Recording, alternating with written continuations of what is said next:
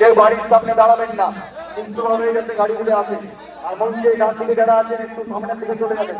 ভলেন্টিয়ারদের অনুরোধ করবো, মঞ্চের ডান দিকে যারা দাঁড়াচ্ছেন তারা সামনের দিকে আসবেন।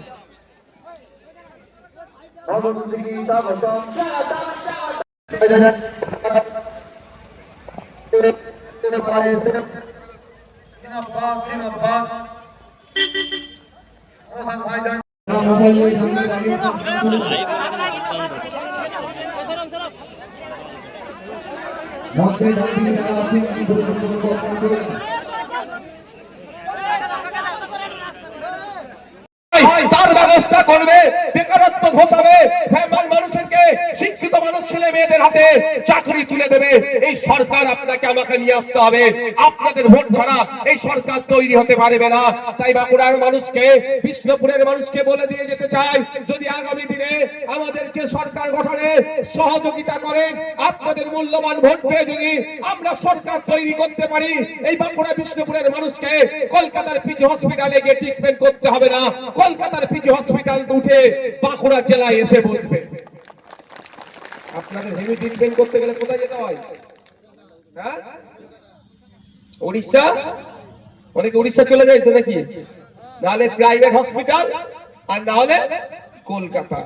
আমি আপনাদের কথা দিয়ে যাচ্ছি, যদি আপনারা দায়িত্ব নিয়ে আমাদের ভোট দিয়ে আমাদেরকে বাংলা পরিচালনার দায়িত্ব দেন, আপনাদের কথা দিয়ে যাচ্ছি, আপনাদেরকে হেভি ট্রিটমেন্টের জন্য আর কলকাতার পিজি হসপিটাল আরজি কর চিত্তরঞ্জনে যেতে লাগবে না। কলকাতার আরজি কর চিত্তরঞ্জন মেডিকেলের মতো স্টার হসপিটাল আপনার জেলায় আমরা তৈরি করে দেব। কিন্তু আপনাদের নয়, 5 বছর একটা সরকার থাকে, 5 বছর 5টা জেলায় কলকাতার মতো ওই স্টার হসপিটাল আমরা তৈরি করে দেখিয়ে দেব, যদি আপনারা সাথ দেন। আপনারা না সাথ দিলে পারবো না। এবার যদি মমতা ব্যানার্জির মিথ্যাচারের শিকার আপনি হয়ে যান, আপনার পাশে থাকবে মমতা ব্যানার্জি।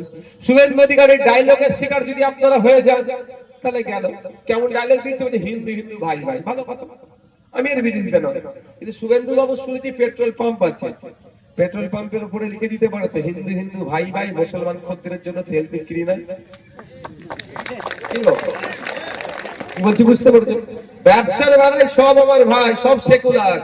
ব্যবসায়ী তুমি সেকুলার, আর ভোটটা নেওয়ার জন্য তখন শুধু আমার হিন্দু হিন্দু ভাই ভাই, এদের পাল্লাই পড়লে এরাই ক্ষতি করবে। একবারের জন্য শুভেন্দু অধিকারী বললো যে 25,000 স্কুল বন্ধ হয়েছে কেন?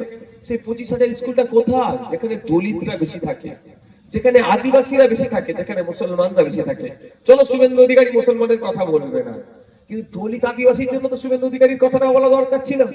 বলেছে ওরা বলবে না, কারণ শুভেন্দু বাবু জানে যদি দলিত আদিবাসীরা শিক্ষিত হয়ে যায়, তাহলে শুভেন্দুর পরিবারের লোকজন পরবর্তীতে নেতা হলে তো আর মানবে না। আর মমতা ব্যানার্জি ভালো করে জানে যে স্কুল এখন থেকে বন্ধ করছে, যে নেতার ছেলে আমি নেতা বানাবো। বুঝতে পারছেন কি বলছি? নেতার ছেলে নেতা বানবে, আর আপনারা ভোটার ওর লাঠি আর বাড়ি তৈরি হবে। তাই এখন থেকে শিক্ষা না দিয়ে শেষ করে দাও, ধ্বংস কর। বন্ধুগণ, একটু আপনাকে ভাবতে হবে।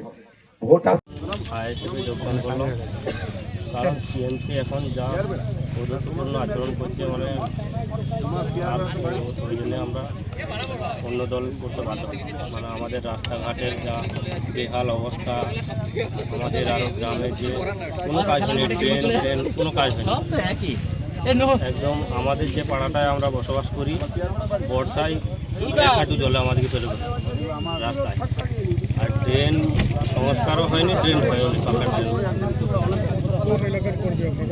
আমরা বড়জোড়া বিধানসভা হাটাশুড়িয়া অঞ্চলে মান্দারবনি গ্রামে 95 নম্বর বুথ। আমরা আজকে এখানে 8 জন আছি, গ্রামে আরও আছে, সবাই আসতে পারেনি, আরও যোগদান করবো। হ্যাঁ, আইএসএফ ইন্ডিয়ান হ্যাঁ পারবো। আমার নাম সাদ্দাম হোসেন শেখ।